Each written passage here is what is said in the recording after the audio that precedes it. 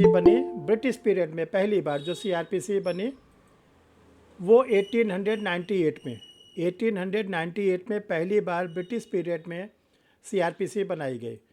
तो जो British period में सीआरपीसी बनाई गई उसको प्रेजेंट टाइम में हम लोग कहते हैं ओल्ड सीआरपीसी। रविशंकर म्यूट करिए मोबाइल, आवाज़ को म्यूट करिए। तो उसको हम लोग कहते हैं ओल्ड सीआरपीसी, ठीक है। तो जो ओल्ड सीआरपीसी है वो हम लोग की पहली बार बनी थी 1898 में। उस समय जो सीआरपीसी बनी थी उसमें 565 सेक्शन, उस समय जो सीआरपीसी बनी थी उसमें 565 सेक्शन, 46 चैप्टर्स एंड 5 शेड्यूल्स, 565 धारा, 46 चैप्टर और 5 शेड्यूल्स, ये बनी थी ब्रिटिश पीरियड में 1898 में। ये इसको हम लोग प्रेजेंट टाइम में बोलते हैं ओल्ड सीआरपीसी। फिर इसके बाद नई सीआरपीसी जो प्रेजेंट में करंट में चल रही है वो बनी 1973 में। 1973 में the code of criminal procedure 1973 जो प्रेजेंट टाइम में हम लोग पढ़ रहे हैं, इसमें 484 सेक्शन, 37 चैप्टर्स एंड 2 शेड्यूल्स, 484 धाराएं, 47 अध्याय और दो इसमें शेड्यूल्स हैं। अब इसके बाद जो नया वाला एक्ट बना है, सीआरपीसी को रिप्लेस किया है, उसका नाम है द भारतीय न्याय नागरिक संहिता सुरक्षा, भारतीय नागरिक सुरक्षा संहिता, भारतीय नागरिक सुरक्षा संहिता BNSS 2023। इसमें 531 सेक्शन है, 531, 39 चैप्टर्स है, 39 अध्याय हैं और 2 इसमें शेड्यूल्स हैं, अनुसूचियाँ हैं। सेक्शन कितना बोले सर? 531, 531 section, 39 chapters, 2 schedules. तो देखो आप लोग को ओल्ड के बारे में जानने की कोई ज़रूरत नहीं है, उसको बिल्कुल भूल जाइए। रही बात जो नई वाली उसको भी भूल जाइए, ठीक है ना। आपको ओल्ड सीआरपीसी से अभी कुछ लेना देना है, उसको बिल्कुल किनारे करिए।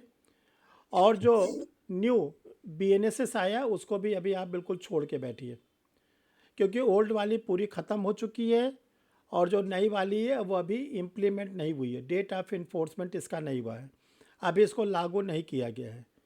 तो ये ध्यान रखिएगा कि अभी जो नया वाला BNSS है उससे न तो कोई एग्ज़ाम होने वाला आपका है, न प्री न मेंस न इंटरव्यू, और ना आने वाले किसी एग्ज़ाम में उससे कुछ पूछा जाएगा, ठीक।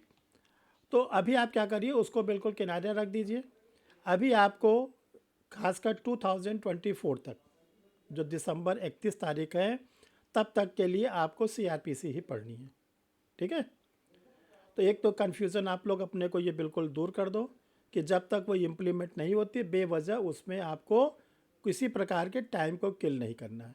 हाँ, रही बात कि नया है, आपकी इच्छा होती है कि हम उसको ज़रा देखें पढ़ें, तो थोड़ी नहीं मना है, आप मंगा लो, पढ़ो, देखो, ठीक है। लेकिन अपना टाइम ज़्यादा आप लोग खर्च करना प्रेजेंट वाली सीआरपीसी 1973। देखिए जो प्रेजेंट के सीआरपीसी है, अब इसको हम लोग कल सीआरपीसी वर्ड से बोलेंगे, बार बार हम न्यू सीआरपीसी आप लोग को नहीं बोलेंगे।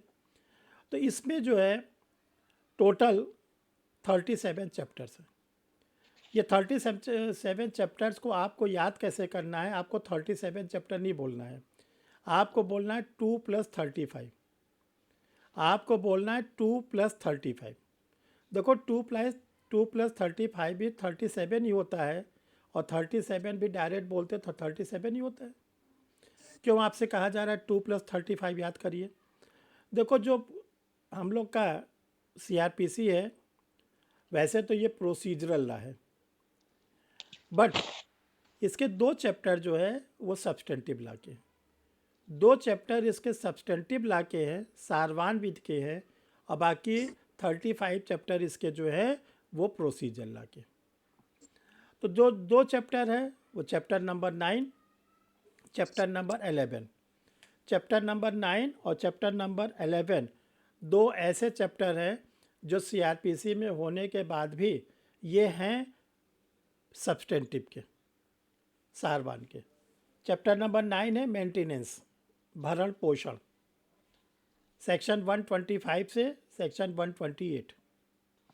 चैप्टर नंबर 11 है प्रिवेंटिव एक्शन ऑफ ऑफेंसेस, अपराधों के निवारक का कार्य, सेक्शन 149 से 153। ये दो चैप्टर जो है सब्सटेंटिव लॉ का है। अब क्वेश्चन ये उठता है कि जो दो चैप्टर सब्सटेंटिव लॉ के, इसका प्रोसीजर लॉ क्या है। जो दो चैप्टर सब्सटेंटिव लॉ के हम लोग पढ़ रहे हैं, चैप्टर 9 चैप्टर 11, इसका प्रोसीजर लॉ क्या है। तो इसका प्रोसीजर लॉ यही सीआरपीसी है, यही सीआरपीसी है। ठीक है, तो पूरी सीआरपीसी क्या है, प्रोसीजर लॉ है। देखो जो क्राइम होता है, क्राइम से हम लोग दो एक्ट हमसे हमारा जुड़ा हुआ है, एक तो आईपीसी और दूसरा सीआरपीसी। आईपीसी में डिफरेंट क्राइम को क्लासिफाइड किया गया है। मर्डर क्या होता है, रेप क्या होता है, डकैती क्या होती है, थेफ्ट क्या होता है, ठीक है, क्रिमिनल फोर्स क्या होता है, असॉल्ट क्या होता है। ये हम लोग आईपीसी में दो सेक्शन में पढ़ते, एक डेफिनेशन और एक पनिशमेंट। जैसे सबसे बड़ा कैपिटल पनिशमेंट है मर्डर, तो मर्डर को हम लोग 300 में डिफाइन किया गया है हम लोगों के लिए, और 302 में मर्डर को पनिश किया गया है। तो जो आईपीसी है उसमें जो क्राइम होता है उसके 4 स्टेजेस होते हैं। यानी जो क्राइम होता है वो सब्सटेंटिव पोर्शन में जब जाता है, सारवान विधि में जाता है, तो उसके 4 स्टेजेस होते हैं। जो क्राइम प्रोसीजर में आता है, खासकर सीआरपीसी में आता है, तो क्राइम के 3 स्टेजेस। तो टोटल जो क्राइम होता है वो 7 स्टेजेस से गुजरता है। 4 + 7 = सर 4 एक बार + रिपीट कर दीजिएगा। देखो जो क्राइम होता है सब्सटेंटिव नेचर में वो 4 प्रकार का है, 4 स्टेजेस से गुजरता है। यानी आईपीसी में क्राइम के 4 स्टेजेस। जो क्राइम है जब प्रोसीजर में देखा जाता है तो वो 3 स्टेजेस से गुजरता है। तो क्राइम के कितने स्टेजेस हैं, 7। इसको कैसे याद करोगे, 4 + 3 = 7। ठीक है, तो देखो जो आईपीसी में, आईपीसी हम लोग का सब्सटेंटिव लॉ है, सारवान विधि है, मौलिक विधि है। इसमें क्राइम के 4 स्टेजेस हैं। फर्स्ट, इंटेंशन, आशय, प्रिपरेशन, तैयारी, अटेम्प्ट, प्रयास या प्रयत्न, कमीशन, कमीशन को बोलते हैं कंप्लीट ऑफ द ऑफेंस, अपराध की पूर्णता। इंटेंशन, प्रिपरेशन, अटेम्प्ट और कंप्लीट ऑफ द ऑफेंस। जब ऑफेंस कंप्लीट होगा तभी तो हम लॉजिंग ऑफ द एफआईआर के लिए जाएंगे। जब ऑफेंस कंप्लीट हुआ या ऑफेंस इनकम्प्लीट हुआ, इनकम्प्लीट को हम लोग बोलते हैं अटेम्प्ट। जितने ऑफेंस होते हैं सबके अटेम्प्ट भी क्या होते हैं, ऑफेंस होते हैं। अगर मर्डर किसी ने करने की कोशिश किया, बच गया, अटेम्प्ट टू मर्डर 307। किसी ने कल्पेबल होमोसाइड किया, अटेम्प्ट किया, अटेम्प्ट टू कल्पेबल होमोसाइड 308। किसी ने सुसाइड किया, बच गया, 309 अटेम्प्ट टू सुसाइड। तो सारे अटेम्प्ट भी क्या होते हैं, पनिश होते हैं। और अगर ऑफेंस कंप्लीट हो गया तब तो पनिश होगा ही। सीआरपीसी में 3 स्टेजेस। जब ऑफेंस हो जाता है तो सीआरपीसी में 3। फर्स्ट, इन्वेस्टिगेशन, अन्वेषण। Second, inquiry, I N inquiry, IN वाली जांच। थर्ड, ट्रायल, विचारण। तो अब अगर आपसे पूछा जाए स्टेजेस ऑफ क्राइम, तो मेंस में तो आप बड़े क्लासिफाइड रूप में लिखिएगा कि जो क्राइम होता है वो सब्सटेंटिव नेचर में 4 होता है, प्रोसीजरल नेचर में 3 होता है। टोटल जो क्या नाम है क्राइम के स्टेजेस होते हैं 7 होते हैं। चारों को इधर बताओ, तीनों को उधर बताओ, तब देखो 20 में 20 न मिले तो कहो। अब आप करते हैं क्या, हाफ आंसर देते हो, अब जब हाफ आंसर देते हो नंबर कम मिलता है तो कहते हो मेंस पे नंबर नहीं मिला, एग्जामिनर बड़ा बदमाश था, हमारा नंबर काट लिया। तो एग्जामिनर से आपसे कोई दुश्मनी? दिक्कत क्या है कि आपने खुद ही कंप्लीट आंसर नहीं लिखा है, तो कैसे एग्जामिनर आपको नंबर दे? आप अच्छा आंसर लिखो, देखो एग्जामिनर आपको 20 में 20 देगा। तो देखो जो क्राइम के सीआरपीसी में 4 स्टेजेस हैं। First stages investigation. इन्वेस्टिगेशन कब स्टार्ट होता है? लॉजिंग ऑफ द एफआईआर, यानी कि जब आईपीसी का क्राइम हुआ तो एफआईआर लॉज हुई, एफआईआर लॉज हुई, पुलिस एक्टिवेट हो गई, पुलिस तुरंत एक्टिवेट हो गई। अब पुलिस कब एक्टिवेट होती है? लॉजिंग ऑफ द एफआईआर के बाद। उधर पुलिस स्टेशन पर एफआईआर हुई, 3 कॉपी में एफआईआर बनाई गई। उसी समय पुलिस ऑफिसर स्टेशन इंचार्ज क्या करता है, या तो खुद स्वयं या अपने थाने से जुड़े हुए किसी भी सब इंस्पेक्टर को बना देता है आईओ, इन्वेस्टिगेटिंग ऑफिसर, तुरंत। ये नहीं कि 2 घंटे बाद, 4 घंटे बाद, कुछ नहीं, तुरंत बनाना है। तो पहला स्टेजेस है इन्वेस्टिगेशन। इन्वेस्टिगेशन का जो सेक्शन है वो इन्वेस्टिगेशन जो पुलिस ऑफिसर करता है 156 से 173 सब क्लास 2, 156 से 173(2) में पुलिस ऑफिसर इन्वेस्टिगेशन करता है क्राइम का। इन्वेस्टिगेशन में वो क्या करता है? इन्वेस्टिगेशन का जो मोटिव होता है, इन्वेस्टिगेशन का जो उद्देश्य होता है, वो होता है कलेक्शन ऑफ द एविडेंस, साक्ष्यों को एकत्रित करना।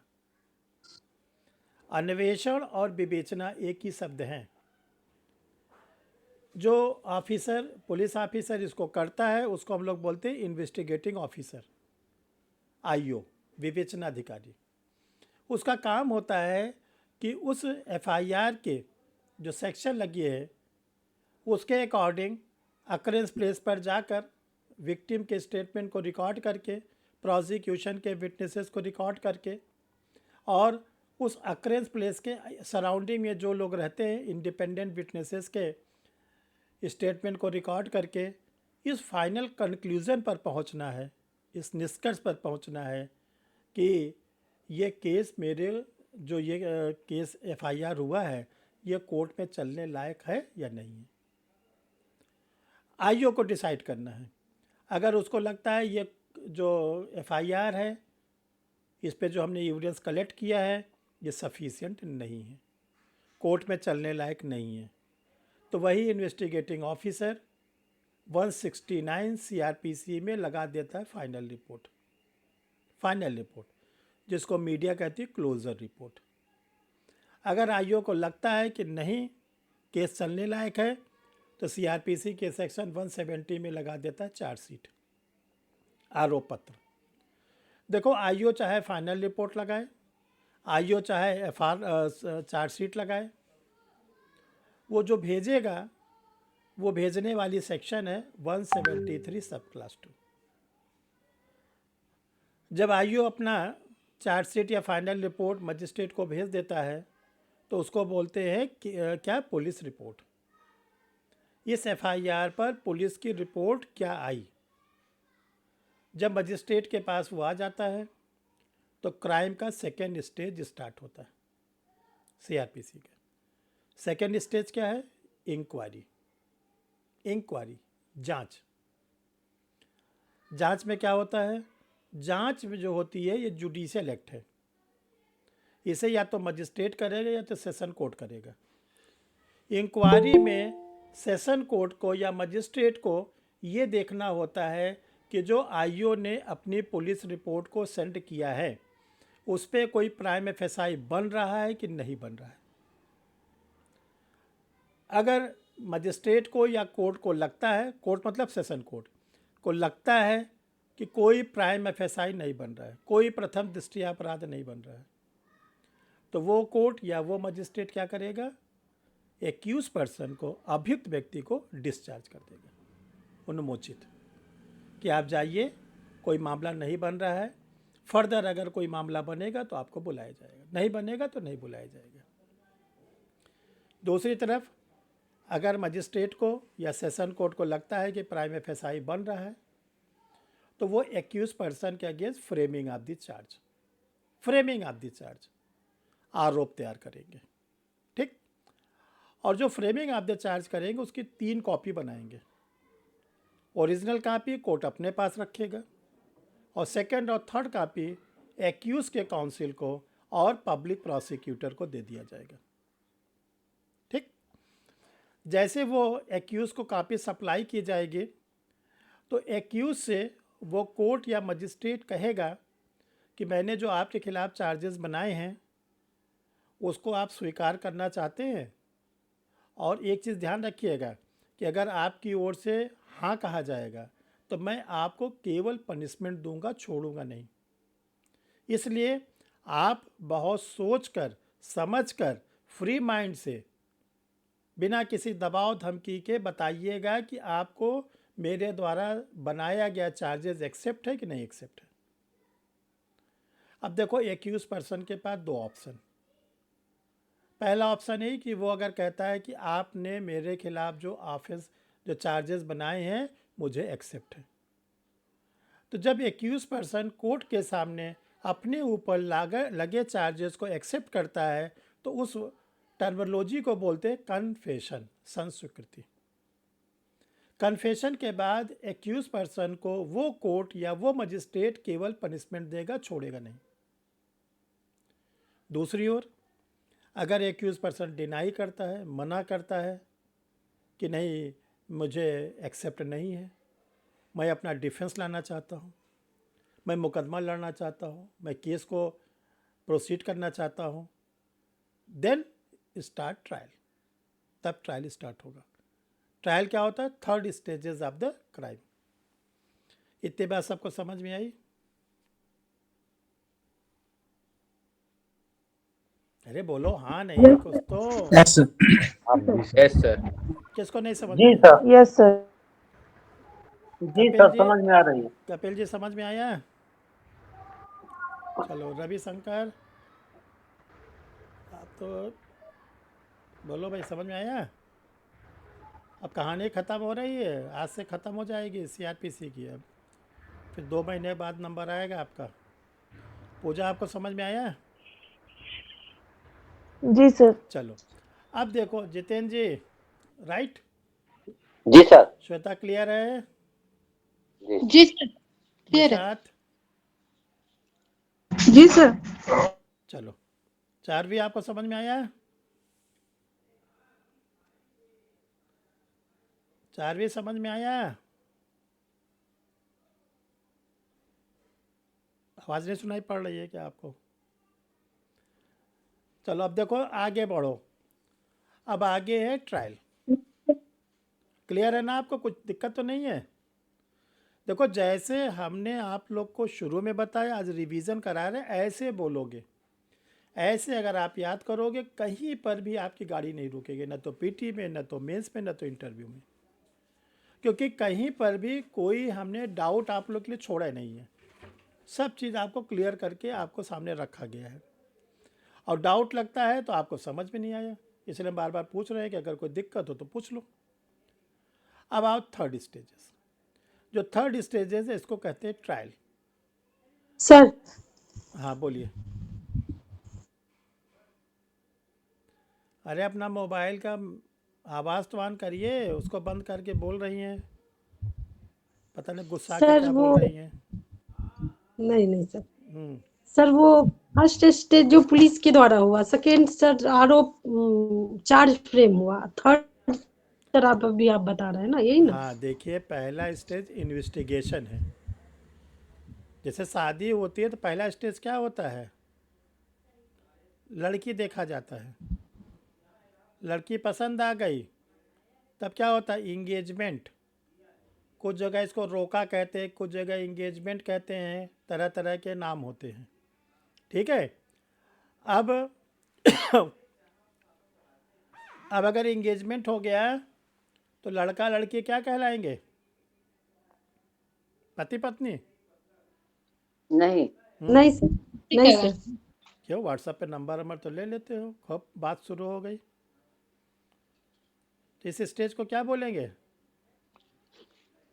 अगर इंगेजमेंट हो गया, जिसको इधर नॉर्दर्न इंडिया में रोका कहते हैं, इंगेजमेंट कहते हैं, कुछ जगह गोद भराई कहते हैं, जो भी कहते हो, इसके बाद क्या हुआ? मंगेतर मंगेतर मंगेतर। देखो देखो, सब अपने मंगेतर को जानते हैं। Sir fiancée. किस युग में रहती है निशा जी? मंगेतर अगर नहीं पता लगाती। अब वो हो गया मंगेतर, मंगेतर सारी, यानी अब वो कोई दूसरी लड़की नहीं देखेगा। अब उसके बारे में दूसरी शादी आदि के लिए कोई घर वाले बातचीत नहीं करेंगे। ठीक। तीसरा स्टेज फिर क्या होगा? बताइए पाठक जी, आपकी शादी आदि है? तिलक होगा। तिलकोत्सव। तिलक नहीं तिलक बोलते। होगा। हाँ, तिलक आप लोग गलत बोलते हो, तिलकोत्सव हिंदू लॉ में पढ़ाया जाता है। अब क्या होगा कि जो लड़की वाले होते हैं वो लड़के वाले के घर पर आकर फल फूल माला और जो आपने वो तय किया है 50 लाख नगद, वो सब देंगे। ठीक। और लड़की का पिता या लड़की का बड़ा भाई तिलक लगाएगा। किसको? अपने दामाद जी को या अपने बहनोई जी को। क्या आप इतने श्रेष्ठ हैं कि बिना दहेज के मेरी बहन को स्वीकार कर रहे हैं? बेचारा उसका मन जान रहा है कैसे स्वीकार कर रहे हो। ठीक है। और आपको निमंत्रण देता है कि आप आइए, वर यात्रा, जिसको आप लोग गलत बोलते हो, बारात, वर यात्रा। और आप ही मत आना, सगे संबंधी चिर परिचित जो भी आपके रिलेटिव सबको लेके आइए। तो वर यात्रा जाती है। वर यात्रा के बाद शादी होती। अब फिर ब्राह्मण पुरोहित जो होते अग्नि के समय साक्षी मानकर विवाह कंप्लीट कराते हैं। ठीक है। ये हिंदू लॉ जब पढ़ाएंगे बहुत अच्छा लगेगा आप लोग को, और मोहम्मदन लॉ में और अच्छा लगेगा। ठीक है। दोनों लॉ का जो निकाह है और मैरिज है बहुत ही अच्छा लगता है पढ़ने में। तो उसी तरह ये होता है क्राइम। ठीक है। FIR हुई तो क्या हो गया? इंगेजमेंट। किसके साथ? पुलिस के साथ। पुलिस ने आपको बना दिया एक्यूज्ड। ठीक। अब आप भाग नहीं सकते, बेल कराओगे तब भी बंध पत्र पे छोड़े जाओगे। ठीक है। तो देखो लास्ट स्टेज होता है ट्रायल। तो जो ट्रायल होता है वो करने के लिए मजिस्ट्रेट या कोर्ट एथराइज्ड है। देखो जहाँ जहाँ आप लोग के CRPC में कोर्ट शब्द मिलेगा, न्यायालय शब्द मिलेगा, वहाँ पे आप जान लेना उसका मतलब है सेशन कोर्ट। और सेशन कोर्ट में कौन सी court? Session court, additional session court, assistant session court, तीनों हैं उसमें। देखो जो ट्रायल होता है वो फिर क्लासिफाइड कर दिया गया है 4 पार्ट में, 4 पार्ट में। और जो ट्रायल का सेक्शन है 225 से लेकर 265, 225 से 265, कितने सेक्शन में पूजा ट्रायल है? How many sections? 225 to 265 sir. Number of section बताइए। 30 है, 35 है, 40 है, कितने हैं?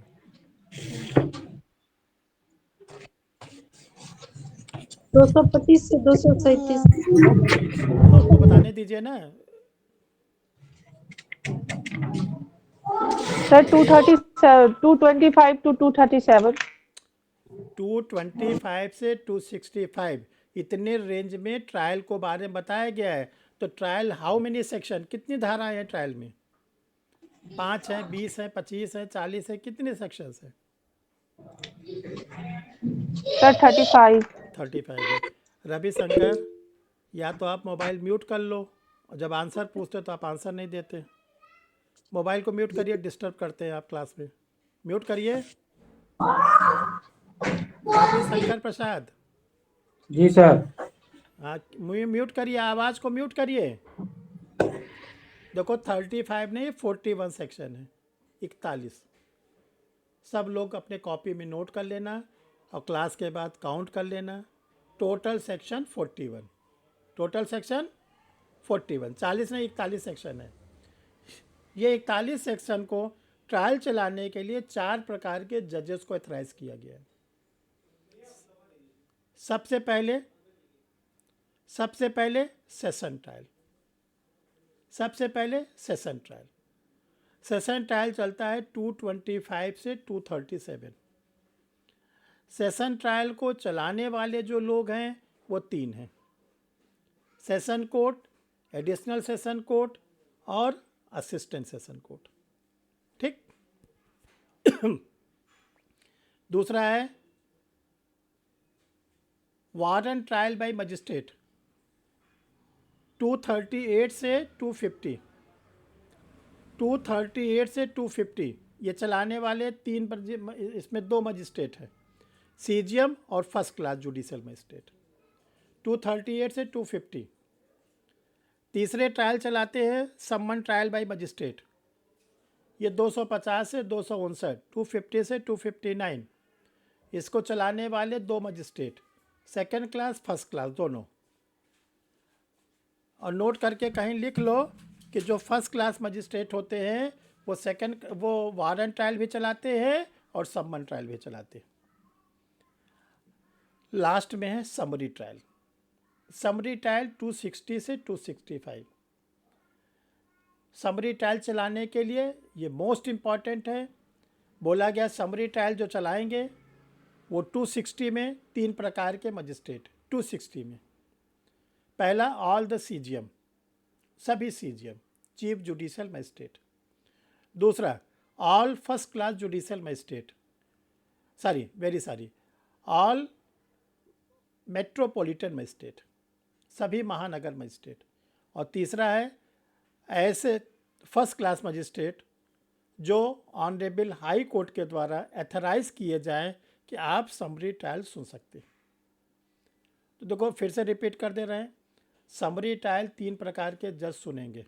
CGM number 1, number 2 metropolitan magistrate सभी, नंबर 3 ऐसे फर्स्ट क्लास जुडिशियल मजिस्ट्रेट जिसको ऑनरेबल हाई कोर्ट ने इस काम के लिए एथराइज किया हो। ठीक। इसके बाद कहा गया 261 में एक मजिस्ट्रेट को और एथराइज किया गया है। 261 में सेकंड क्लास जुडिशियल मजिस्ट्रेट को भी समरी ट्रायल सुनने के लिए एथराइज किया गया है, लेकिन वो केवल जुर्माने वाले मामलों को सुनने के लिए उनको एथराइज किया गया है। ठीक।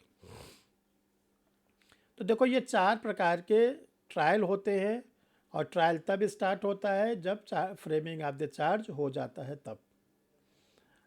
ये जो चारों ट्रायल हैं, ये चारों ट्रायल वाले जो जजेस होते हैं वो अपना अपना जजमेंट इसी ट्रायल के सेक्शन में देते हैं। सेशन ट्रायल वाले अपना जजमेंट देंगे 235 में, वारंट वाले मजिस्ट्रेट अपना जजमेंट देंगे 248 में, सम्मन वाले मजिस्ट्रेट किस में देंगे?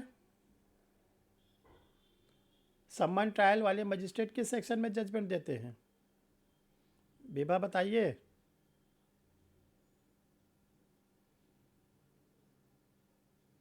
सम्मन ट्रायल वाले मजिस्ट्रेट किस सेक्शन में जजमेंट देते हैं? कौन बताएगा? 255 सर। 255।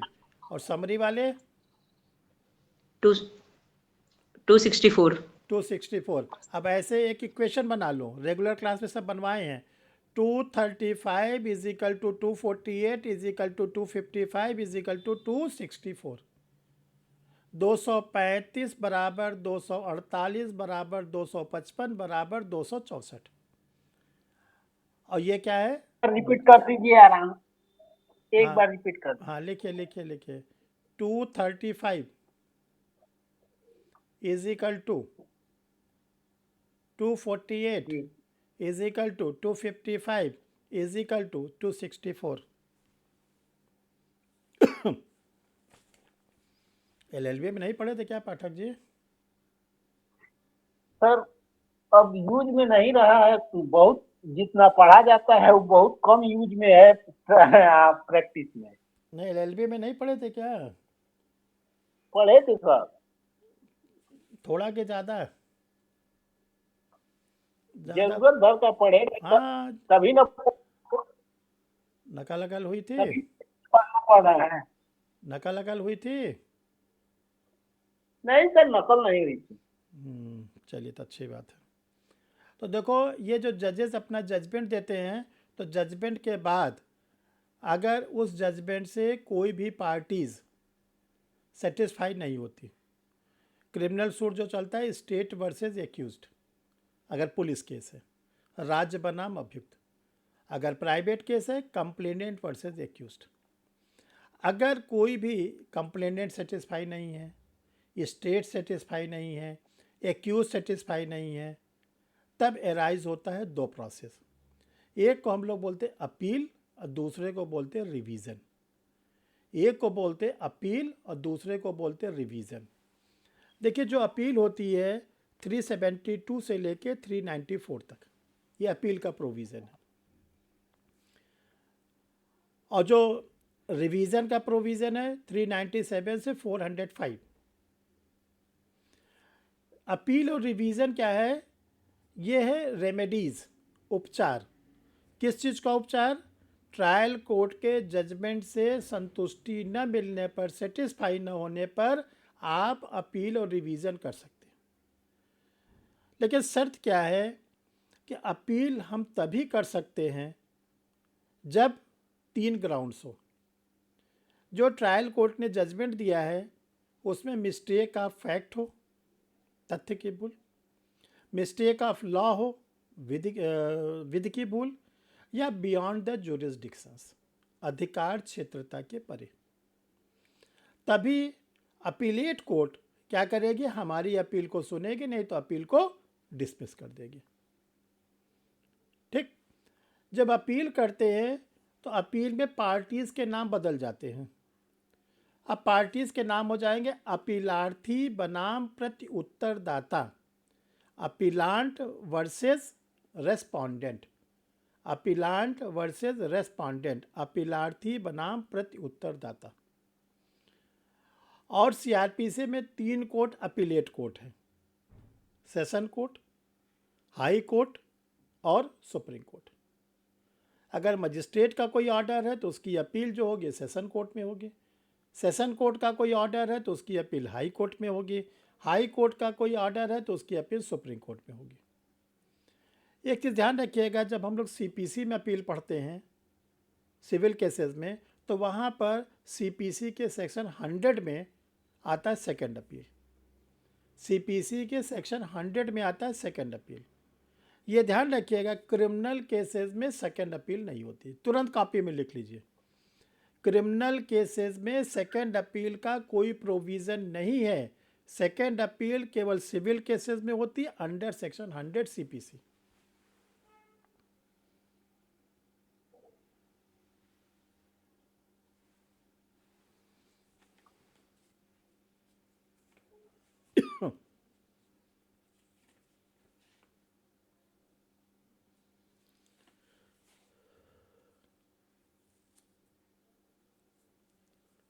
ठीक, इसको ये मोस्ट इम्पॉर्टेंट है।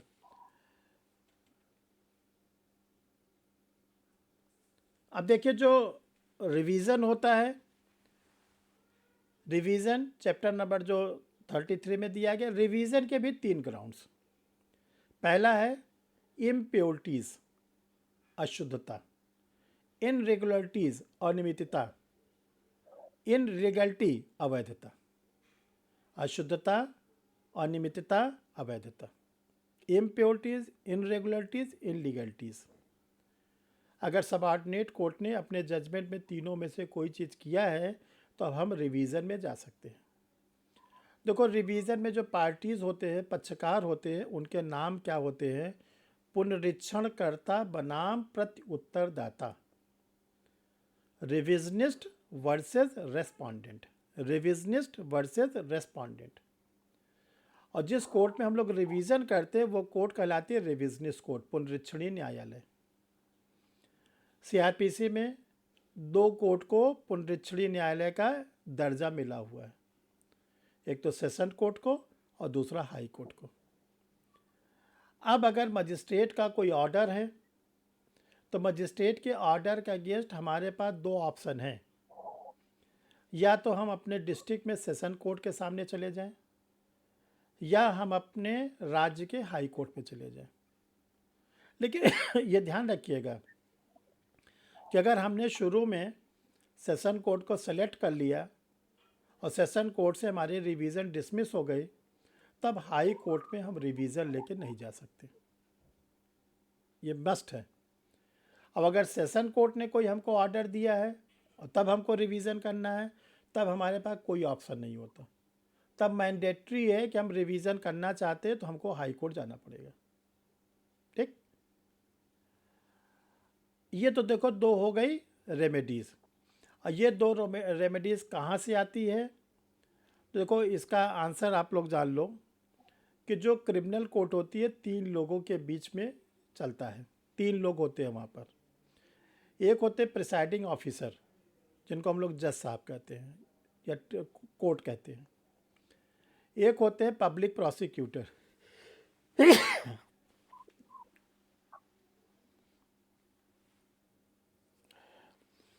एक होते हैं पब्लिक प्रोसिक्यूटर। पब्लिक प्रोसिक्यूटर कौन होगा, उसके बारे में जो जिक्र किया गया है सीआरपीसी के सेक्शन 24 और 25 में। जो 25 वाले हैं उन्हीं को बोलते हैं एपीओ। जो लोग एपीओ बनेंगे वो सेक्शन 25 में बनते हैं, 24 से आपका कोई लेना देना नहीं। ठीक, तो एक हो गए जज साहब, जिसको हम लोग कहते हैं प्रिसाइडिंग ऑफिसर। एक हो जाते हैं स्टेट को जो रिप्रेजेंट करते हैं, जिनको हम लोग पब्लिक प्रोसिक्यूटर कहते हैं। और तीसरे होते हैं एक्यूज्ड के काउंसिल, जिसको हम लोग प्राइवेट एडवोकेट कहते हैं। जो जुडिशल ऑफिसर्स होते हैं या सेशन जज होते हैं, कल हमने क्लास में बताया था, इन लोग को इंटरप्रिटेशन की पावर नहीं है, निर्वचन की शक्ति नहीं है। इनको क्या करना है, जितना भी सेक्शन में प्रिस्क्राइब्ड है बस उतना ही काम करना है, उससे ज़्यादा नहीं। तो देखो जो ये कहा गया कि ये लोग क्या क्या पनिशमेंट दे सकते हैं, तो इस पर आपको सेक्शन 28, 29 को ध्यान में रखना है। 29 मजिस्ट्रेटों के जुरिस्डिक्शंस को बताता है। जो सबसे छोटे जज हैं, जिनको हम लोग जुडिशियल मजिस्ट्रेट सेकंड क्लास कहते हैं, वो किसी को 1 साल की जेल या 5,000 रुपया जुर्माना या दोनों की सज़ा, इससे ज़्यादा नहीं। फर्स्ट क्लास मजिस्ट्रेट है 3 साल की जेल या 10,000 रुपया जुर्माना या दोनों। चीफ जुडिशियल मजिस्ट्रेट है 7 साल की जेल, फाइन नॉट डिफाइंड, जुर्माना कोई भी लगा सकते हैं या दोनों। यहाँ पे ख़त्म हो जाती है सेक्शन नंबर 29। 28 क्या कहता है, हाई कोर्ट और सेशन कोर्ट कितना दंड देंगे। हाई कोर्ट के लिए कहा गया लॉ द्वारा प्रिस्क्राइब्ड कोई भी दंड दे सकते हैं, लॉ द्वारा प्रिस्क्राइब्ड। लॉ ने दंड को कहाँ प्रिस्क्राइब किया है, आईपीसी के सेक्शन 53, आईपीसी के सेक्शन 53 वहीं पर प्रिस्क्राइब किया गया। 5 प्रकार के दंड हैं इस समय, और जब नया आप पढ़ोगे बीएनएस तो 6 प्रकार के हो गए हैं। तो जो 5 प्रकार के दंड प्रेजेंट टाइम में आईपीसी में है, death sentence, imprisonment for life, पहला हो गया मृत्युदंड, दूसरा हो गया आजीवन कारावास उम्र कैद, तीसरा होता है इम्प्रिजनमेंट रेगुलर और सिंपल, कारावास सादा या कठोर। 4th नंबर पर है 4 फीचर ऑफ द प्रॉपर्टी, संपत्ति का जब्तीकरण। 5वें नंबर पर है फाइन, जुर्माना। और जो नया बीएनएस आया उसमें 6ठा जोड़ दिया गया है सामुदायिक सेवा, कम्युनिटी सर्विसेज। इसमें क्या होगा, ये क्या होता मालूम है, अगर किसी से कहा गया कि 1 साल की सामुदायिक सेवा करिए, 6 महीने की सामुदायिक सेवा करिए, तो कहाँ करेगा वो, मंदिर में या सर जहाँ थी जगह वहाँ पर समाज में।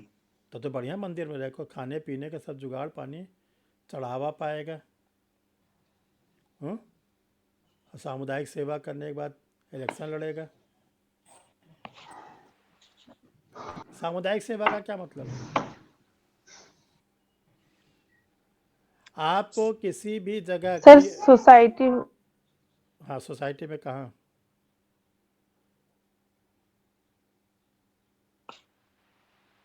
बोलिए। जैसे देखिए, आपको कहीं पर भी किसी भी समुदाय की सेवा में लगा दिया जाएगा। जैसे सामुदायिक सेवा, मान लीजिए कोई मेला है, कोई फेस्टिवल है, आपको लगा दिया गया कि आप यहाँ पर पूरी व्यवस्था को देखें, ट्रैफिक को कंट्रोल करें, ठीक है। जैसे गर्मी का मौसम है, आपको लगा दिया गया कि पानी रख दिया जा रहा है, आप दिन भर सबको ठंडे ठंडे पानी पिलाइए घड़े में से। जाड़े का मौसम आ गया, आपसे कहा गया कि आप इतने एरिया में अलाव जलवाइए, ठंडक को दूर कराइए। आप को क्या किया जाएगा, समाज की सेवा में लगा दिया जाएगा। ये नया दंड आया है। तो देखो, जो पनिशमेंट प्रिस्क्राइब किया गया है ये हाई कोर्ट का है। सेशन जज के लिए बोला गया वो भी कोई दंड दे सकता है, लेकिन अगर वो डेथ सेंटेंस देता है तो उसका कन्फर्मेशन होना ज़रूरी है। और कहाँ से होगा, हाई कोर्ट से। किस सेक्शन में होगा, 366 में। जो असिस्टेंट सेशन जज होते हैं, देखिए ध्यान रखें, सेशन जज और एडिशनल सेशन जज की पावर बराबर, सत्र न्यायाधीश के अपर सत्र न्यायाधीश की पावर बराबर। लेकिन जो असिस्टेंट होते हैं, सहायक होते हैं, इनको बोला गया कि ये 10 वर्ष के ऊपर डेथ सेंटेंस या लाइफ इम्प्रिजनमेंट नहीं दे सकते। तो ये जो पूरा स्ट्रक्चर है 28, 29 में, अगर इससे आगे बढ़े तो इसको बोलते हैं बियॉन्ड द जुरिस्डिक्शंस। समझ रहे हैं ना? तब अपील हो जाएगी, अपील हो जाएगी। अब देखिए, सीआरपीसी में एक चीज़ आता है बेल। बेल पाना हम लोगों का कैसा अधिकार है, फंडामेंटल राइट है कि लीगल राइट है कि मोरल राइट है, कैसा राइट है? Legal right. Legal right. और हम बेल की डिमांड कब करते हैं और कब कब करेंगे? 3 समय: before lodging of the FIR, after lodging of the FIR, after conviction. Before lodging of the FIR की हम एफआईआर दर्ज होने के पहले हम जो जमानत की मांग करते हैं उसको बोलते हैं एंटीसिपेटरी बेल। 438 सीआरपीसी में एफआईआर लॉज हो गई। एफआईआर लॉज होने पर जब हम बेल की डिमांड करते हैं 436, 437, 436 में हम डिमांड करते हैं बेलेबल ऑफिस की। हमारे एडवोकेट प्रेयर करते हैं कि एक्यूज पर्सन को जमानती अपराध किया, इसको बेल दे दिया जाए। अगर नॉन बेलेबल का मैटर है तो 437 में जाएगा। ठीक है। बेलेबल ऑफिस में मजिस्ट्रेट को बेल देना मैंडेटरी है। बेल देते समय वो बॉन्ड की डिमांड कर सकते हैं, बंध पत्र की। अगर एक्यूज पर्सन बॉन्ड पेपर नहीं दे पाता तो 2 बातें हैं, या तो वो अपने को इंडिजेंट बता दे, गरीब बता दे, निर्धन बता दे, साबित कर दे, तो विदाउट बॉन्ड उसको छोड़ दिया जाएगा। लेकिन अगर वो ऐसा नहीं कर पाता तो बेल होने के बाद भी बॉन्ड न देने पर उसे 7 डेज के लिए जेल भेज दिया जाएगा। और इन 7 डेज के अंदर किसी भी दिन उसके परिवार के लोग, उसके परिचित कोई भी बॉन्ड कोर्ट में फाइल कर देते हैं तो जेल से रिमूव कर दिया जाएगा। ठीक। देखो, जो एंटीसिपेटरी बेल होता है ये केवल 2 कोर्ट को एथराइज किया गया है, सेशन कोर्ट को, हाई कोर्ट को। और एंटीसिपेटरी तब हम जाते हैं जब हमको ये आभास होता है, हमको अनुमान होता है कि हमारे खिलाफ कोई नॉन बेलेबल ऑफिस की एफआईआर दर्ज करा देगा झूठी, और मुझे फंसा देगा, पकड़वा देगा, और मुझे जेल भी हो सकती है, बेल रिजेक्ट हो सकती है। इस बात को अगर डर है तब आप एंटीसिपेटरी बेल की डिमांड कर सकते हैं। एंटीसिपेटरी बेल उन लोगों को नहीं मिलता जो प्रीवियस में कन्विक्टेड है, हिस्ट्री सीटर है, डाउरी डेथ का मैटर है, फेरा का कानून है, पास्को एक्ट है। इन सब में एंटीसिपेटरी बेल नहीं मिलता, चाहे आप जिस कोर्ट में जाएंगे। अब देखिए, जो बेल का प्रोविज़न है, इसके बाद क्या हुआ निशा रानी जी? सर फेरा का कानून क्या हुआ? Foreign exchange regulation act. Foreign exchange, जो मुद्रा विनिमय में घोटाला होता है हवाला के माध्यम से। तो देखो, जो बेल के बाद एक लास्ट चीज़ हम लोग के लिए आती है सीआरपीसी में, जो हम लोग पढ़ते हैं, वो सीआरपीसी में है कि जितने ये प्रोविज़न्स हम आपके सामने अभी तक डिस्कस किए, आपको इसके अलावा भी कोई चीज़ चाहिए। आपको सीआरपीसी में जितने प्रोविज़न पढ़े, आपको लगता है कि सेटिस्फैक्ट्री नहीं है, संतुष्ट नहीं है, और आपको कोई रेमेडीज़ चाहिए। फॉर एग्ज़ाम्पल, आपके खिलाफ झूठी एफआईआर हो गई, झूठी एफआईआर हो गई। अगर पहले से मालूम होता तो आप एंटीसिपेटेबल करा लेते, लेकिन आपको नहीं पता चला, अब आपके खिलाफ झूठी एफआईआर हो गई। तब ये कहा गया है कि हम लोग आते 482 कल बहुत हम लोग ने डिस्कस किया था इसको। ये होता है कोर्ट की इनहेरेंट पावर, क्रिमिनल कोर्ट की इनहेरेंट पावर। और जो कोर्ट इनहेरेंट पावर को यूज़ करता है उसके 3 ग्राउंड्स हैं, 3 grounds: equity, justice, good conscience. Equity साम्य, जस्टिस न्याय, गुड कॉन्साइन सद्विवेक। अगर ये तीनों कोर्ट को लगता है तो कोर्ट क्या करती है, आपको आपके द्वारा मांगे गए रेमेडीज़ को दे देगी। कोर्ट नहीं सेटिस्फाई होती, आपकी एप्लीकेशन को डिसमिस कर देगी। फिर एक चीज़ आपको लास्ट में जानना है कि जो हाई कोर्ट होता है वो डिस्ट्रिक्ट कोर्ट के ऊपर सुपरविज़न रखता है। आपसे पूछा जाए डिस्ट्रिक्ट कोर्ट के ऊपर सुप्रीम कोर्ट का कोई सुपरविज़न होता है? नहीं सर, नहीं होता है। नो, कुछ नहीं, कुछ भी नहीं। सुप्रीम कोर्ट के जजेस से डिस्ट्रिक्ट कोर्ट को कुछ लेना देना नहीं। जो डिस्ट्रिक्ट कोर्ट होता है, हर स्टेट में हाई कोर्ट है, 25 हाई कोर्ट है, 25। तो वो क्या करते हैं, अपने अपने राज्य में, जैसे मान लो यूपी है, यूपी में इलाहाबाद में हाई कोर्ट है, इसकी एक बेंच लखनऊ में है। तो जितने यूपी में 75 डिस्ट्रिक्ट है, 75 ज़िले, सब पे सुपरविजन ये रखते हैं हाई कोर्ट के जजेस। जो लखनऊ से जुड़े 12 ज़िले हैं उसको लखनऊ का हाई कोर्ट देखता है, डिस्ट्रिक्ट के, लखनऊ, रायबरेली, सीतापुर। और जो इधर यूपी के इलाहाबाद साइड के है वो इलाहाबाद रखता है। जैसे पटना है तो पटना हाई कोर्ट जितने भी बिहार में डिस्ट्रिक्ट है, कितने डिस्ट्रिक्ट हैं बिहार में? 38 जिला है सर। 38। इन 38 जिलों पर बिहार का जो पटना हाई कोर्ट है वो जुरिस्डिक्शंस रखता है, सुपरविजन। सीआरपीसी किस सेक्शन में कहा गया? ये जो हम लोग बात कर रहे हैं किस सेक्शन में कहा गया? 483, 483। फिर लास्ट में है 484, सीआरपीसी में लास्ट सेक्शन है 484।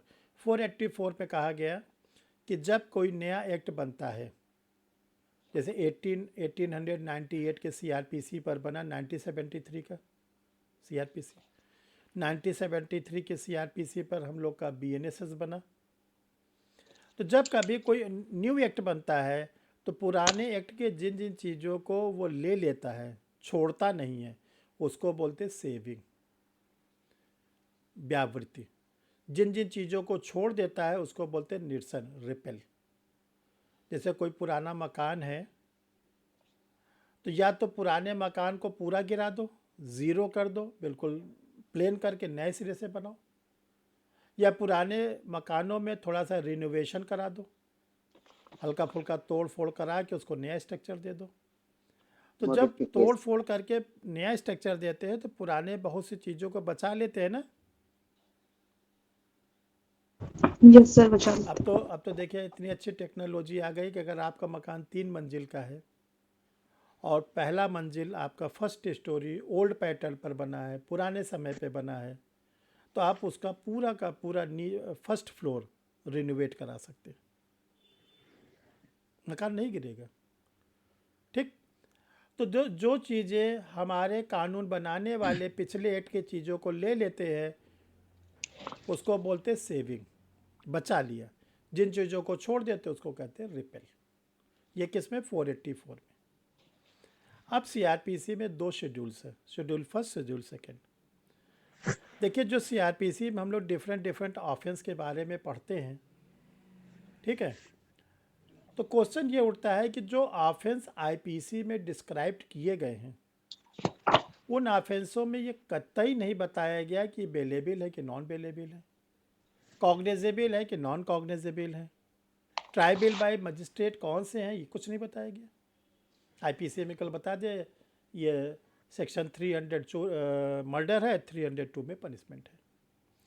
अब क्वेश्चन उठता है कि ये बेलेबल है कि नॉन बेलेबल है। कॉग्निजेबल है कि नॉन कॉग्निजेबल है, ट्राइबल बाय मजिस्ट्रेट है कि ट्राइबल बाय सेशन कोर्ट है। इस चीज़ को शेड्यूल नंबर 1 में 6 कॉलम बनाकर बता दिया गया। सारे जुडिशियल पर्सन जितने भी जुरिस्टिक लोग होते हैं उनको जब ज़रूरत पड़ती है उसी का सहारा लेते हैं शेड्यूल 1 का। और जिनके प्रोसीडिंग रोज की है, अगर कोई क्रिमिनल का एडवोकेट है धीरे धीरे याद हो जाता है। अब कोई बोला 302 हो गया, आपने कहा अब तो नॉन अवेलेबल है। ठीक। शेड्यूल नंबर 2 देखो, शेड्यूल नंबर 2 है कि जो मजिस्ट्रेट या सेशन कोर्ट जब कभी कोई ऑर्डर करते हैं, कोई प्रोसेस को लाते हैं, सम्मन का, बेलेबल वारंट का, सर्च वारंट का, डेथ वारंट का, अटैचमेंट का, प्रोक्लेमेशन का, तो क्या लैंग्वेज यूज़ करेंगे, क्या लिखेंगे? ये तो सीआरपीसी में कहीं बताया नहीं गया है कि सम्मन में आप क्या लिखो। तब ये कहा गया है, वो प्रोफार्मा दिया गया है। वो प्रोफार्मा कहाँ दिया गया है? शेड्यूल नंबर 2 में। जैसे वैकेंसी आती है तो वैकेंसी में एडवर्टीजमेंट फॉर्म रहता है, उसी को तो आप लोग फिलअप करते हो ना देख देख के। अच्छा, अगर फॉर्म ना दिया हो तो कैसे फिलअप करोगे आप? अगर मान लीजिए जुडिशल सर्विसेज की वैकेंसी आती है, एपीओ की वैकेंसी आती है और फॉर्म ना दिया हो तो कैसे भरोगे आप? तो फॉर्म दिया रहता है तो आसानी रहती है ना, name name, father name, date of birth फटाफट भर लेते हैं। तो उसी प्रकार मजिस्ट्रेटों को या सेशन कोर्ट को बोला गया कि आप लोग जब कभी कोई प्रोसेस को अडॉप्ट करना हो तो वही लैंग्वेज यूज़ करेंगे, वही प्रोफार्मा यूज़ करेंगे जो शेड्यूल नंबर 2 में दिया गया है, उसी को देख देख के वो लोग यूज़ करते हैं। ठीक है, तो देखो ये हम लोग की सीआरपीसी की समरी थी।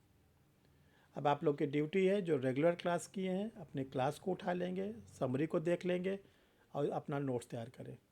जिन लोगों ने बीच में क्लास ज्वाइन किया है या अभी तुरंत ज्वाइन किया है वो थोड़ा सा वेट करें, फिर नए सिरे से सीआरपीसी उनको पढ़ाया जाएगा। वेट ज़्यादा नहीं, 1.5 से 2 महीने के। ठीक है, और किसी कुछ पूछना है?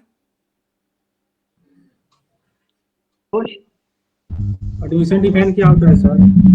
हेलो क्या चीज़? एक लोग रुके। हाँ रवि प्रकाश बोलिए। जी, एडमिशन डिफाइन सर कैसे होता है? क्या चीज़? Admission define sir. एडमिशन हाँ सर। तो एडमिशन तो उसमें है, क्या नाम है, एविडेंस एक्ट में। हाँ सर, 17 सेक्शन 17 में। हाँ वो तो एविडेंस एक्ट में है ना। हाँ सर। तो डिफाइन क्या अब 17 कोर्ट गए सर तो सीनियर वकील साहब पूछ रहे थे कि एडमिशन डिफाइन क्या होता है? एडमिशन जो होता है वो सिविल नेचर के सूट में होता है। किसी भी रिलेवेंट फैक्ट को या किसी भी फैक्ट इन इश्यूज़ को हम ओरल, रिटन या इलेक्ट्रॉनिक फॉर्म में एक्सेप्ट कर सकते हैं सिविल मैटर में। बस सीनियर साहब से कहिए क्लास ज्वाइन करें। आपको क्यों वो हमसे पूछ रहे थे सर। काहे आपको डराते रहते हैं सीनियर लोग? हाँ चलिए, और किसी को क्या प्रॉब्लम है? सर मेरा एक क्वेश्चन था। हाँ बोलिए बोलिए बोलिए। एडीजे के लिए एलएलएम होना मस्ट है क्या? ये किसने बताया आपको? ये मतलब एडीजे का फॉर्म डालना चाह रहा है लेकिन बहुत कंफ्यूजन है इसलिए पूछ रहा किसने था। आपको बताया कि एलएलएम होना जरूरी है? किसी ने बताया इसलिए तो पूछ रहे उससे हैं। बात करना बंद कर दीजिए, ठीक है? नहीं तो कल आपको और कंफ्यूज करेगा, बोलेगा पीएचडी होना ज़रूरी है। कोई जैसे ऐसी बात नहीं है, ठीक है? देखो एलएलएम से फ़ायदा क्या मिलता है पहले नोट कर लो। अगर आप एलएलएम रहते हैं तो जब जुडिशियल ऑफिसर बन जाते हैं, सेलेक्ट हो जाते हैं, जब प्रमोशन होता है तो आपको एक इंक्रीमेंट अन्य लोगों से ज़्यादा मिलता है। जो इंक्रीमेंट होता है, जैसे मान लीजिए 500 रुपये का इंक्रीमेंट है तो जितने एलएलबी वाले रहेंगे उनको 500 का मिलेगी, जितने एलएलएम वाले उनको 1000 का मिलेगा, बस। और कुछ फ़ायदा, वो भी आफ्टर सिलेक्शन। हमारा क्या कहना है आप लोग से कि जितनी आप एनर्जी एलएलएम में वेस्ट करते हो उतना एनर्जी लगा के पहले जुडिशियल ऑफिसर बन जाओ। और स्टूडेंट क्या करता है, अब एक इंक्रीमेंट के लिए पहले एलएलएम ज्वाइन कर लेगा। अभी जुडिशियल का जाने का ठिकाना नहीं है, अभी कुछ बना नहीं, लेकिन वो तुरंत जाता है कोई यूनिवर्सिटी में एलएलएम का एडमिशन ले लेता है। और क्या होता है इसका नतीजा, आप जुडिशियल ऑफिसर बनने से 3 से 4 साल पीछे हो जाते हो, क्योंकि एलएलएम में बहुत पढ़ना पड़ता है, बहुत मेहनत करना पड़ता है 11। और या तो कोई फर्जी जगह से करो जिसका कोई मतलब नहीं है। हम लोग के इलाहाबाद यूनिवर्सिटी में 3% 4% रिजल्ट आता है LLM का, बस 96% स्टूडेंट फेल किए जाते हैं। बहुत कठिन LLM है। तो LLM का केवल बेनिफिट इतना है। चलो, और किसी कोई क्वेश्चन? सर वो एक क्वेश्चन हम भेजे थे सर, उसमें क्या आंसर लिखना होता अरे है? आपका आंसर तो पाठक जी बता दिए थे, 482। काय परेशान है? तो सर उसमें एक अलग भी क्वेश्चन था ना, एपीओ में पूछा था, तो 482 भी पूछा है एक अलग पूछे क्वेश्चन दीजिए। में कि दो, ना अगर 2 जगह पूछ रहे तो इसमें आपको घबराने क्या जरूरत है? जो सर आपने एपीओ के क्वेश्चन, देखिए, जो लंबा क्वेश्चन आपने भेजा था 6-7 लाइन का था ना। जी जी हाँ, चूंकि हमने बहुत हल्का उसका देखा था, चूंकि इन्होंने लिख दिया था 482, इसलिए हमने उसकी चर्चा नहीं किया। उसका तो आंसर 482 ही है। वो पूरे बड़े क्वेश्चन का आंसर केवल और केवल 482 है। चलिए, और किसी को कोई प्रॉब्लम? जी सर। हाँ, कौन? बोलिए बोलिए। निशा, हाँ, म्यूट कर लीजिए। जैसे सहायक सेशन कोड जो होता है हाँ, कहाँ रहता है? माने सेशन कोड जैसे हम अपने वहाँ देखते नहीं है, इसलिए हमारे मन में आ गया इसका सवाल। देखिए, जो असिस्टेंट सेशन कोर्ट होती है ये मेट्रोपॉलिटन जगह होती है। जो बड़े बड़े महानगर होते हैं वहाँ पे सेशन की 3 कोर्ट रन करती है। Session court, additional session court और असिस्टेंट सेशन कोर्ट। जो छोटे डिस्ट्रिक्ट होते हैं वहाँ पर एडिशनल सेशन कोर्ट मिलेंगे और सेशन कोर्ट मिलेंगे। जी। जैसे एक चीज़ और आपको बस बता ये दें। हाँ, सुनिए, फैमिली कोर्ट जैसे आप लोग देखते हैं आज हर डिस्ट्रिक्ट में आ गया है। जी। अच्छा, ये 1984 में फैमिली कोर्ट एक्ट बना था। 1984 से लेके 1990-95 तक की स्थिति, एक जिले का फैमिली कोर्ट 6-6, 7-7 जिले के फैमिली के मैटर को देखता था। जैसे इलाहाबाद में फैमिली कोर्ट थी तो वो इलाहाबाद के सराउंडिंग 6-7 डिस्ट्रिक्ट को देखता था। फिर धीरे धीरे क्या हुआ, एक एक डिस्ट्रिक्ट में फैमिली कोर्ट बन गया। और आज इलाहाबाद में, प्रयागराज में 3 फैमिली कोर्ट हैं। प्रिंसिपल फैमिली कोर्ट, सेकंड वाले फैमिली कोर्ट, तीसरे वाले फैमिली कोर्ट। इतने मुकदमे पूछो मत, इतने मुकदमे। प्रिंसिपल फैमिली कोर्ट के जज साहब बताते हैं हम लोग थक जाते हैं सुनते सुनते, इतने मुकदमे आ गए फैमिली कोर्ट के। समझ रहे हैं? तो ये तो कोर्टें होती हैं, बढ़ाई जाती है, घटाई जाती हैं। जैसे आप कह दिया गया 3 डिस्ट्रिक्ट जज रहेंगे, मालूम ही नहीं पाठक, जब आपके ज़िले में 3 डिस्ट्रिक्ट जज लेवल के जज बैठते हैं इस समय।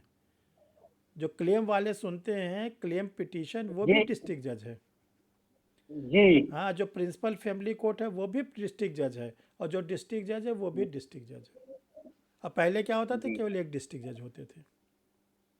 और यूपी में वहाँ क्लेम दाखिल होता है। हाँ, वो भी जो है डिस्ट्रिक्ट जज ही है वो। और यूपी में 1370 ADJ की पोस्ट है खाली, आ रही है इसकी वैकेंसी। कल कैबिनेट ने डिसीजन ले लिया है। और UP higher judicial amendment act कर दिया 16 नंबर का, उसका वीडियो आज हमने रिकॉर्ड कर दिया, कल चला जाएगा, देख लीजिएगा आप लोग। तो गोल्डन चांस है यूपी स्टेट में। योगी बाबा ने कल कर दिया है, कैबिनेट का डिसीजन हो गया, लॉ सिक्योरिटी का GO हो गया है, गवर्नमेंट आर्डर आ गया है कि यूपी में जो 1370 है उसमें 799 परमानेंट है और 571 ऐसे करके टेम्परेरी है। टेम्परेरी मतलब फास्ट ट्रैक कोर्ट में बैठाए जाएंगे। फास्ट ट्रैक के जितने भी जजेस होते हैं सब टेम्परेरी होते हैं। क्यों? फास्ट ट्रैक कोर्ट के जजेस की जो सैलरी आती है वो वर्ल्ड बैंक देता है, वर्ल्ड बैंक के पैसे से मिलती है। जिस दिन वर्ल्ड बैंक पैसा देना बंद कर देगा, फास्ट ट्रैक कोर्ट ख़त्म हो जाएगी। इसीलिए उनको टेम्परेरी रखा जाता है, एडवर्टीजमेंट में भी लिखा रहता है। तो टोटल 1300 वही सर, पोस्ट जी फास्ट ट्रैक कोर्ट ही बाद में फिर एडिशनल हो जाते हैं। हाँ, एडिशनल हो जाते हैं, अगर वो क्या नाम है, हाई कोर्ट उनको कन्फर्म मान लेता है, तब फिर सैलरी स्टेट गवर्नमेंट को देना पड़ता है। जब तक फास्ट ट्रैक में रहते हैं, वर्ल्ड बैंक के उस पर आती है पैसे पर। और किसी कोई सर इसमें भी एक्सपीरियंस भी चाहिए सर? किसके लिए? ADJ जो आ रहा है वहाँ यूपी में 7 ईयर चाहिए। 7 ईयर चाहिए और 24 केसेस चाहिए। और केसेस जो रहेंगे वो आपके द्वारा ही दाखिल किए गए हो, ये नहीं कि सीनियर ऊपर हो नीचे आपका नाम डाल दिए हो। 24 मंथली चाहिए कि ईयरली चाहिए सर?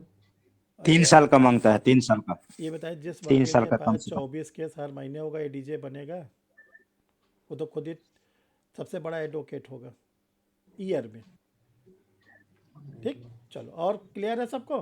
चलिए।